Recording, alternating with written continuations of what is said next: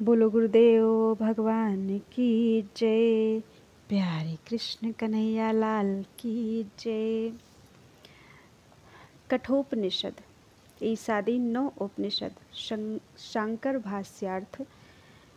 कठोपनिषद चल रहा है और अध्याय 1 चल रहा है। आज है तृतीया बल्ली। प्राप्ता और प्राप्तव्य भेद से दो आत्मा। इस ऋतम पिबन्तौ इत्यादि तृतीया बल्ली का संबंध इस प्रकार से है। ऊपर विद्या और अविद्या नाना प्रकार के विरुद्ध धर्मों वाली बतलाई गई है, किंतु उनका फल सहित यथावत निर्णय नहीं किया गया। उनका निर्णय करने के लिए ही इस बल्ली में रथ के रूपक की कल्पना की गई है। ऐसा करने से उन्हें अर्थात विद्या अविद्या को समझने में सुगमता हो जाती है। इसी प्रकार प्राप्त होने वाले और प्राप्तव्य स्थान तथा गमन करने वाले और गंतव्य लक्ष्य का विवेक करने के लिए दो आत्माओं का उपन्यास करते हैं।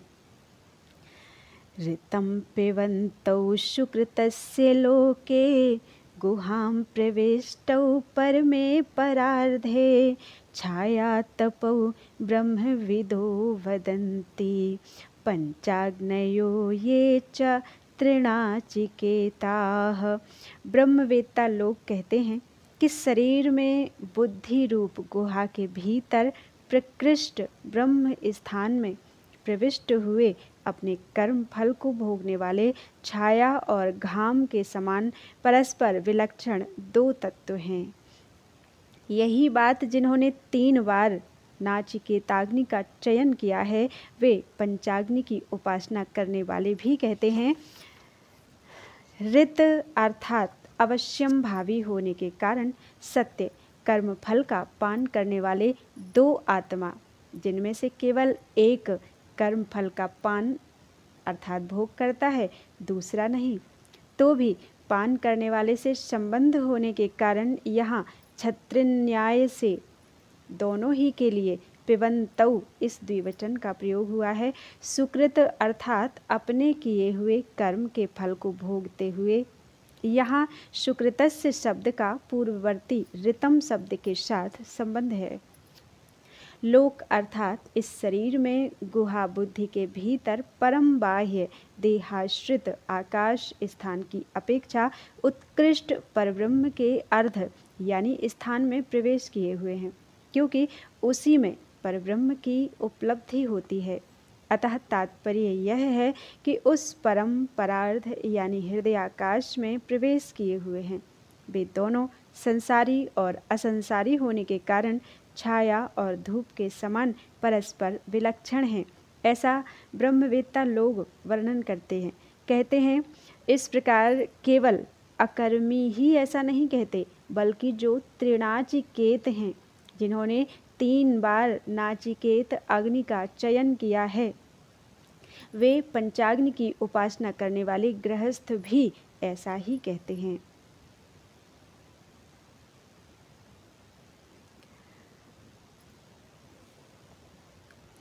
क्षत्रिन्याय से का अर्थ यहाँ बताया गया है, जहाँ बहुत से आदमी जा रहे हों और उनमें से किसी एक के पास छाता हो, तो दूर से देखने वाला पुरुष उन्हें बतलाने के लिए देखो वे छाते वाले लोग जा रहे हैं, ऐसे वाक्य का प्रयोग करते हैं। इस प्रकार एक छाते वाले से संबंधित होने के कारण वह सारा समूह ही छाते वाला कहा जाता है। इसे क्षत्रिय न्याय कहते हैं। इसी प्रकार यहाँ भोक्ता जीव के संबंध से ईश्वर को भी भोक्ता कहा गया है। दूसरा श्लोक। यः सेतुरीजानानाम् अक्षरं ब्रह्म यत्परम् अभयं तितीर्षतां पारं नाचिकेतं सके मही। जो यजन करने वालों के लिए सेतु के समान है, उस नाचिकेत अग्नि को, तथा जो भय शून्य है और संसार को पार करने की इच्छा वालों का परम आश्रय है, उस अक्षर ब्रह्म को जानने में हम समर्थ हों। दुख को पार करने का साधन होने से जो नाचिकेत अग्नि यजमान अर्थात कर्मियों के लिए सेतु के समान होने के कारण सेतु है, उसे हम जानने और चयन करने में समर्थ हों, तथा जो भय रहित है और संसार के पार जाने की इच्छा वाले ब्रह्मवेत्ताओं का परम आश्रय अविनाशी आत्मा नामक ब्रह्म है, उसे भी हम जानने में समर्थ हो सकें। अर्थात कर्मवेत्ता का आश्रय अपर ब्रह्म और ब्रह्मवेत्ता का आश्रय परब्रह्म, ये दोनों ही ज्ञातव्य हैं। यह इस वाक्य का अर्थ है ऋतं पिबन्तौ इत्यादि मंत्र से इन्हीं दोनों ब्रह्मों का उल्लेख किया गया है। उनमें जो उपाधि परिच्छिन्न संसारी तथा मोक्ष एवं संसार के प्रति गमन करने के लिए विद्या और अविद्या का अधिकारी है, उसके लिए उन दोनों के प्रति जाने के साधन स्वरूप रथ की कल्पना की जाती है। शरीरादि से संबंधित रथादि रूपक। तीसरा श्लोक। आत्मानं रथिनं विद्धि शरीरं रथमेव तु बुद्धिं तु सारथिं विद्धि मनः प्रग्रहमेव च।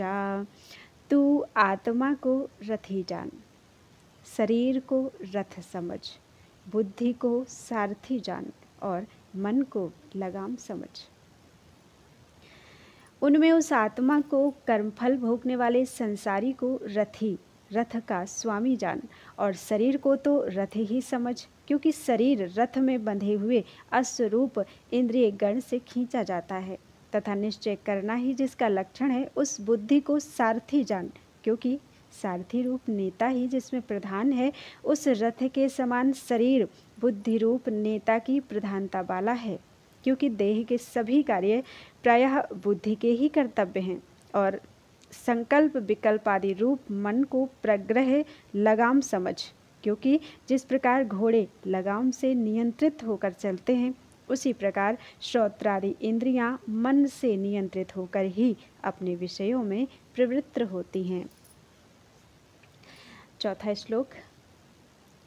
इंद्रियाणि हयानाहुर विषयांस्तेषु गोचरान् आत्मेन्द्रिय मनोयुक्तं भोक्तेत्याहुर्मनीषिणः।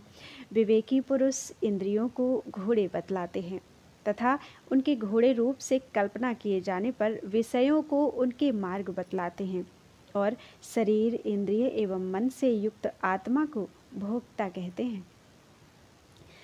रथ की कल्पना करने में कुशल पुरुषों ने चक्षु आदि इंद्रियों को घोड़े बतलाया है, क्योंकि इंद्रिय और घोड़ों की क्रमशः शरीर और रथ को खींचने में समानता है। इस प्रकार उन इंद्रियों को घोड़े रूप से परिकल्पित किए जाने पर रूपादि विषयों को उनके मार्ग जानो, तथा शरीर इंद्रिय और मन के सहित अर्थात उनसे युक्त आत्मा को मनीषी अर्थात विवेकी पुरुष यह भोक्ता संसारी है ऐसा बतलाते हैं। केवल शुद्ध आत्मा तो भोक्ता है नहीं, उसका भोक्तृत्व तो बुद्धि आदि उपाधि के कारण ही है। इसी प्रकार ध्यान करता हुआ सा, चेष्टा करता हुआ सा इत्यादि। एक दूसरी श्रुति भी केवल आत्मा का अभोक्तृत्व ही दिखलाती है। ऐसा होने पर ही आगे कही जाने वाली रथ कल्पना से उस वैष्णव पद की आत्मभाव से प्रतिपत्ति अर्थात प्राप्ति बन सकती है, और किसी प्रकार नहीं, क्योंकि स्वभाव कभी नहीं बदला जा सकता, स्वभाव कभी नहीं बदल सकता। पांचवा श्लोक। अविवेकी की विवशता। यस्तो विज्ञानवान् भवत्य युक्तेन मनसा सदा तस्येन्द्रियाण्यवस्यानि दुष्टास्वा एव सारथेः। किंतु जो बुद्धिरूप सारथी सर्वदा अविवेकी एवं असंयत चित्त से युक्त होता है, उसके अधीन इंद्रियां इसी प्रकार नहीं रहती जैसे सारथी के अधीन दुष्ट घोड़े। किंतु ऐसा होने पर जो ऐसा होने पर भी जो बुद्धि रूप सारथी अविज्ञानवान अकुशल अर्थात रथ संचालन में अकुशल अन्य सारथी के समान इंद्रिय रूप घोड़ों की प्रवृत्ति निवृत्ति के विवेक से रहित है, जो सर्वदा प्रग्रह अर्थात लगाम स्थानीय अयुक्त अनुग्रहित अर्थात विक्षिप्त चित्त से युक्त है, उस अनिपुण बुद्धि रूप सारथी के इंद्रिय रूप घोड़े रथादि हाँकने वाले अन्य सारथी के दुष्ट अथवा अर्थात बेकाबू घोड़ों के समान अवश्य वश में ना आने वाले यानी जिनका निवारण नहीं किया जा सकता ऐसे हो जाते हैं। विवेकी की स्वाधीनता। 6वां श्लोक। यस्तु विज्ञानवान् भवति युक्तेन मनसा सदा तस्येन्द्रियाणि वश्यानि सदश्वा इव सारथेः। परंतु जो बुद्धि रूप सारथी कुशल और सर्वदा समाहित चित्त रहता है, उसके अधीन इंद्रियां इस प्रकार रहती हैं जैसे सारथी के अधीन अच्छे घोड़े। किंतु जो बुद्धि रूप सारथी पूर्वोक्त सारथी से विपरीत विज्ञानवान कुशल मन को नियंत्रित रखने वाला अर्थात संयत चित्त होता है, उसकी अश्व स्थानीय इंद्रियां प्रवृत्त और निवृत्त किए जाने में इस प्रकार समर्थ होती हैं जैसे सारथी के लिए अच्छे घोड़े। उस पूर्वोक्त अविज्ञानवान बुद्धि रूप सारथी वाले रथी के लिए श्रुति यह फल बतलाती है कि अविवेकी की संसार प्राप्ति। यस्त्वविज्ञानवान् भवत्यमनस्कः सदा शुचिः न स तत्पदमाप्नोति संसारम चाधिगच्छति। किंतु जो अविज्ञानवान अनिगृहीत चित्त और सदा अपवित्र रहने वाला होता है, वह उस पद को प्राप्त नहीं कर सकता, प्रत्युत संसार को ही प्राप्त होता है। किंतु जो अविज्ञावान अमनस्क असंयत चित्त और इसीलिए सदा अपवित्र रहने वाला होता है, उस सारथी के द्वारा वह जीव रूप रथी उस पूर्वोक्त अक्षर परम पद को प्राप्त नहीं कर सकता। वह कैवल्य को प्राप्त नहीं होता। केवल इतना ही नहीं बल्कि जन्म मरण रूप संसार को भी प्राप्त होता है। विवेकी की परम प्राप्ति, परम पद प्राप्ति। विवेकी की परम पद प्राप्ति। 8वां श्लोक। यस्तु विज्ञानवान् भवति समनस्कः सदा शुचिः स तु तत्पदमाप्नोति यस्माद् भूयो न जायते। किंतु जो विज्ञानवान संयत चित्त और सदा पवित्र रहने वाला होता है, वह तो उस पद को प्राप्त कर लेता है जहाँ से वह फिर उत्पन्न नहीं होता। किंतु जो दूसरा रथी अर्थात विद्वान विज्ञानवान कुशल सारथी से युक्त समनस्क युक्त चित्त और इसीलिए सदा पवित्र रहने वाला होता है, वह तो उसी परम पद को प्राप्त कर लेता है जिस प्राप्त हुए पद से च्युत ना होकर वह फिर संसार में उत्पन्न नहीं होता। वह पद क्या है, इस पर कहते हैं 9वां श्लोक। विज्ञान सारथिर्यस्तु मनः प्रग्रहवान् नराः। विज्ञान सारथिर्यस्तु मनः प्रग्रहवान् नरः सोध्वनः परमाप्नोति तद विष्णोः परमं पदम। जो मनुष्य विवेक युक्त बुद्धि सारथी से युक्त और मन को वश में रखने वाला होता है, वह संसार मार्ग से पार होकर उस विष्णु अर्थात व्यापक परमात्मा के परम पद को प्राप्त कर लेता है। अर्थ, जो पूर्वोक्त विद्वान पुरुष विवेक युक्त बुद्धि सारथी से युक्त मनोनिग्रहवान यानी निग्रहित चित्त एकाग्र मन वाला होता हुआ पवित्र है, वह संसार गति के पार को यानी अवश्य प्राप्तव्य परमात्मा को प्राप्त कर लेता है, अर्थात संपूर्ण संसार बंधनों से मुक्त हो जाता है। उस विष्णु यानी वासुदेव नामक सर्वव्यापक परब्रह्म परमात्मा का जो परम उत्कृष्ट पद स्थान अर्थात स्वरूप है, उसे वह विद्वान प्राप्त कर लेता है। अब जो प्राप्तव्य परम पद है उसका स्थूल इंद्रियों से आरंभ करके सूक्ष्मत्व के तारतम्य क्रम से प्रत्यगात्म स्वरूप से ज्ञान प्राप्त करना चाहिए। इसीलिए आगे का कथन आरंभ किया जाता है। इंद्रियादि का तारतम्य। 10वां श्लोक। इंद्रियेभ्यः परा ह्यर्था अर्थेभ्यश्च परं मनः मनसस्तु परा बुद्धिर् अबुद्धेरात्मा महान् परः।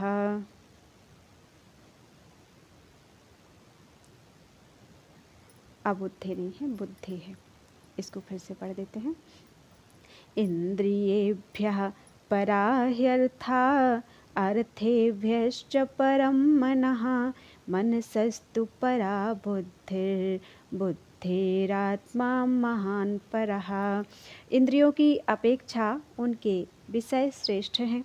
विषयों से मन उत्कृष्ट है, मन से भी बुद्धि पर है और बुद्धि से भी महान आत्मा महातत्व उत्कृष्ट है।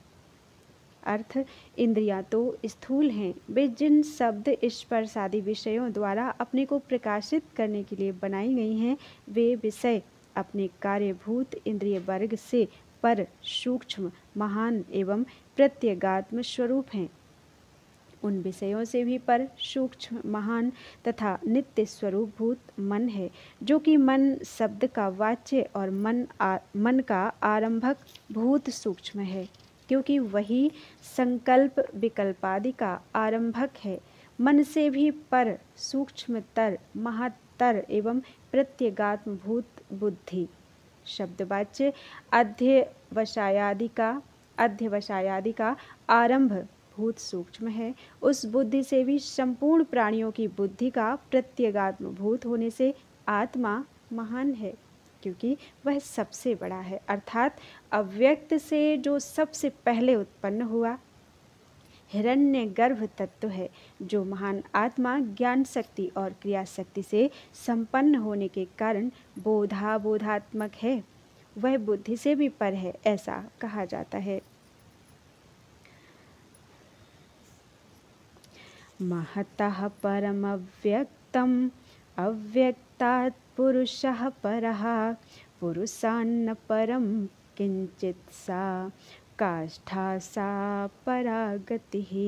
महत्तत्व से अव्यक्त अर्थात मूल प्रकृति पर है और अव्यक्त से भी पुरुष पर है। पुरुष से पर और कुछ नहीं है, वही सूक्ष्मत्व की पराकाष्ठा हद है, वही परा उत्कृष्ट गति है। महत से भी पर सूक्ष्मतर प्रत्यगात्म स्वरूप और सबसे महान अव्यक्त है, जो संपूर्ण जगत का बीजभूत अव्यक्त नाम रूपों की सत्ता स्वरूप संपूर्ण कार्य कारण शक्ति का समाहार अव्यक्त अव्याकृत और आकाश आदि नामों से निर्दिष्ट होने वाला तथा बट के धाने में रहने वाली बट वृक्ष की शक्ति के समान परमात्मा में ओतप्रोत भाव से आश्रित है। उस अव्यक्त की अपेक्षा संपूर्ण कारणों का कारण तथा प्रत्यगात्म रूप होने से पुरुष पर सूक्ष्मतर एवं महान है, इसीलिए वह सब में पूरित रहने के कारण पुरुष कहा जाता है। उसके सिवा किसी दूसरे उत्कृष्ट तर के प्रसंग का निवारण करते हुए कहते हैं कि पुरुष से पर और कुछ नहीं है, क्योंकि चितघन मात्र पुरुष से भिन्न और कोई वस्तु नहीं है। इसीलिए वही सूक्ष्मत्व महत्व और प्रत्यगात्मत्व की पराकाष्ठा स्थिति अर्थात पर्यवसान है। इंद्रियों से लेकर इस आत्मा में ही सूक्ष्मत्वादि की परिसमाप्ति होती है। अतः यही गमन करने वाले अर्थात संपूर्ण गतियों वाले संसारियों की पर उत्कृष्ट गति है, जैसा कि जिसको प्राप्त होकर फिर नहीं लौटते, इस स्मृति से सिद्ध होता है। शंका। यदि पुरुष के प्रति गति है तो वहाँ से आगति अर्थात लौटना भी होना चाहिए, फिर जिसके पास से फिर जन्म नहीं लेता ऐसा क्यों कहा जाता है? समाधान। यह दोष नहीं है, क्योंकि सबका प्रत्यगात्मा होने से आत्मा के ज्ञान को ही उपचार से गति कहा गया है तथा इंद्रिय, मन और बुद्धि से आत्मा का परत्व प्रदर्शित कर उसका प्रत्यगात्मत्व दिखलाया गया है। क्योंकि जो जाने वाला है वह अपने से पृथक अनात्म भूत एवं अप्राप्त स्थान की ओर ही जाया करता है। इससे विपरीत अपनी ही ओर नहीं आता न जाता। इससे विपरीत अपनी ही ओर नहीं आता जाता। इस विषय में संसार मार्ग से पार होने की इच्छा वाले पुरुष मार्ग रहित होते हैं इत्यादि श्रुति भी प्रमाण है तथा आगे की श्रुति भी पुरुष का सबका ही प्रत्यगात्मा होना प्रदर्शित करती है। एष सर्वेषु भूतेषु आत्मा सूक्ष्म बुद्धि ग्राह्य है। एष सर्वेषु भूतेषु गूढ़ोत्मा न प्रकाशते दृश्यते त्वग्रयया बुद्धया सूक्ष्मया सूक्ष्मदर्शिभिः। संपूर्ण भूतों में छिपा हुआ यह आत्मा प्रकाशमान नहीं होता। यह तो सूक्ष्मदर्शी पुरुषों द्वारा अपनी तीव्र और सूक्ष्म बुद्धि से ही देखा जाता है। 12वां श्लोक। यह पुरुष ब्रह्मा से लेकर स्तंभ पर्यंत संपूर्ण भूतों में गूढ़ यानी छिपा हुआ दर्शन, श्रवण आदि कर्म करने वाला तथा अविद्या यानी माया से आच्छादित है। अतः सबका अंतरात्म स्वरूप होने के कारण आत्मा किसी के प्रति प्रकाशित नहीं होता। अहो, यह माया बड़ी ही गंभीर, दुर्गम और विचित्र है, जिससे कि ये संसार के सभी जीव वस्तुतः परमार्थ स्वरूप होने पर भी, शास्त्र और आचार्य द्वारा वैसा बोध कराए जाने पर भी मैं परमात्मा हूँ इस तत्व को ग्रहण नहीं करते, बल्कि जो देह और इंद्रिय आदि संघात घट आदि के समान अपने दृश्य हैं, उन्हें किसी के ना कहने पर भी मैं इसका पुत्र हूँ इत्यादि प्रकार से आत्मभाव से ग्रहण करते हैं। निश्चय उस परमात्मा की ही माया से यह सारा जगत अत्यंत भ्रांत हो रहा है। योग माया से आवृत हुआ मैं सबके प्रति प्रकाशित नहीं होता, ऐसी ही यह स्मृति भी है। शंका। किंतु उसे जानकर पुरुष शोक नहीं करता, वह गूढ़ात्मा प्रकाशित ज्ञात नहीं होता, यह तो विपरीत ही कहा गया है। समाधान। ऐसी बात नहीं है। आत्मा अशुद्ध बुद्धि पुरुष के लिए अविज्ञेय है, इसलिए यह कहा गया है कि वह प्रकाशित नहीं होता। वह तो संस्कार युक्त और तीक्ष्ण, जो किसी पैनी नोक के समान सूक्ष्म हो, ऐसी एकाग्रता से युक्त और सूक्ष्म वस्तु के निरीक्षण में लगी हुई तीव्र बुद्धि से ही दिखलाई देता है। किन्हें दिखलाई देता है? इस पर कहते हैं सूक्ष्मदर्शियों को। इंद्रियों से उनके विषय सूक्ष्म हैं इत्यादि प्रकार से सूक्ष्मता की परंपरा का विचार करने से जिनका पर सूक्ष्म वस्तु को देखने का स्वभाव पड़ गया है, वे सूक्ष्मदर्शी हैं। उन सूक्ष्मदर्शी पंडितों को वह दिखलाई देता है। यह इसका भावार्थ है। बोलो वृंदावन बिहारी लाल की जय। 12 श्लोक आज हो गए हैं। त्वदीयं वस्तु गोविंदम तुभ्यमेव समर्पितम्।